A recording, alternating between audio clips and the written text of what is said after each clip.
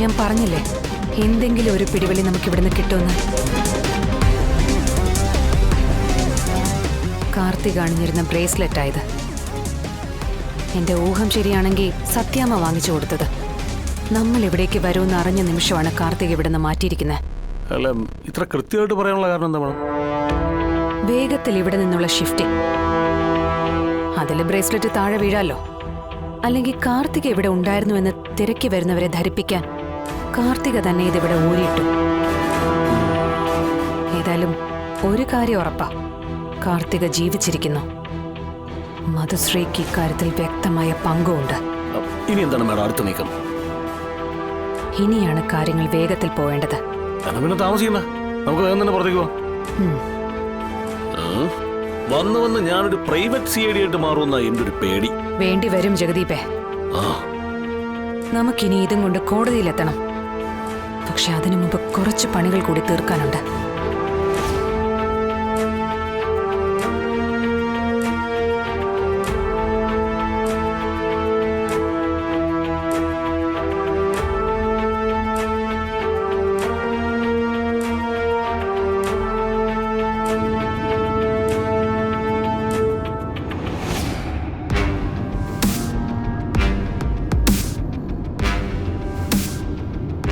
കാർത്തിക് ജീവിച്ചിരിക്കുന്നു എന്നതിന് നമുക്ക് ഈ ബ്രേസ്ലെറ്റ് തെളിവായി ഹാജരാക്കാവുന്നതാണ്.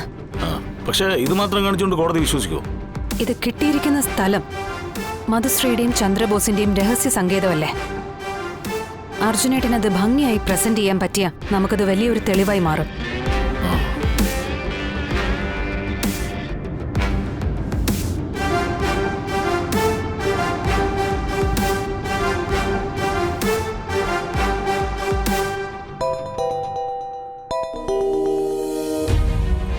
Hello madam.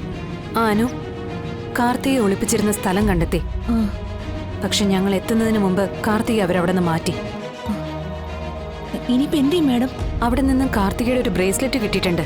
കാർത്തിക ജീവിച്ചിരിക്കുന്നു എന്നതിന്റെ തെളിവായി കല്യാണ ദിവസം അണിഞ്ഞിരുന്ന ഈ ബ്രേസ്ലെറ്റ് നമുക്ക് കോടതിയിൽ ഹാജരാക്കാവുന്നതാണ്. അതുകൊണ്ട് ഞാൻ ഈ ബ്രേസ്ലെറ്റിന്റെ ഫോട്ടോ അനുവിനൊന്ന് അയക്കാം. ഒരു ജ്വല്ലറിയുടെ ഡീറ്റെയിൽസും. അനു അതിന്റെ ഓണറുമായിട്ടൊന്ന് സംസാരിക്കണം. എന്നിട്ട് അദ്ദേഹത്തിന്റെ നമ്പർ കളക്ട് ചെയ്ത് അയച്ചു തരണം. അനു ഇതെല്ലാം വളരെ ഫാസ്റ്റ് ആയിട്ട് നീക്കണം. കഴിയുമെങ്കിൽ സ്വർണ്ണക്കടക്കാരനെയും അയാളുടെ കടയിൽ നിന്നും വാങ്ങിയ ഈ ബ്രേസ്ലെറ്റും നമുക്ക് കോടതിയിൽ ഹാജരാക്കാൻ കഴിഞ്ഞാൽ നമ്മൾ വിജയിച്ചു. മാഡം ഫോട്ടോ ഇട്ടോളൂ, ഞാൻ ഇപ്പൊ തന്നെ കാര്യങ്ങൾ മൂവ് ചെയ്യാം. ശരി അനു. ശരി മാഡം.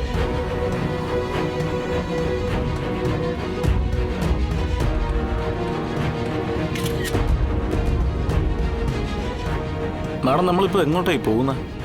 നമുക്കിനി ഇതും കൊണ്ട് കോടതിയിലെത്തണം. നമ്മൾ ഈ യാത്ര പൊയ്ക്കൊണ്ടിരിക്കുമ്പോൾ തന്നെ നമ്മൾ ഇനി കാണേണ്ടവരെ മറ്റാരൊക്കെയോ തെരഞ്ഞുകൊണ്ടിരിക്കുകയാണ് ജ്യോതി. ഈ കേസിൽ വിഷ്ണുവേട്ടൻ നിരപരാധിയാണെന്ന് ഈശ്വരനറിയാം. അതിന്റെ ഏറ്റവും വലിയ തെളിവാ നമുക്ക് കിട്ടിയ ഈ ബ്രേസ്ലെറ്റ്. ഇനി നമ്മൾ കാണാൻ പോകുന്ന ആളും നമ്മളുമായി സഹകരിക്കുകയാണെങ്കിൽ അതും നമുക്ക് കോടതിയിൽ ഗുണമാവും. എനിക്ക് ഉറപ്പുണ്ട് നമ്മളെല്ലാ തടസ്സങ്ങളും അതിജീവിക്കും. അല്ലാതെ മറ്റൊരു വഴിയില്ല.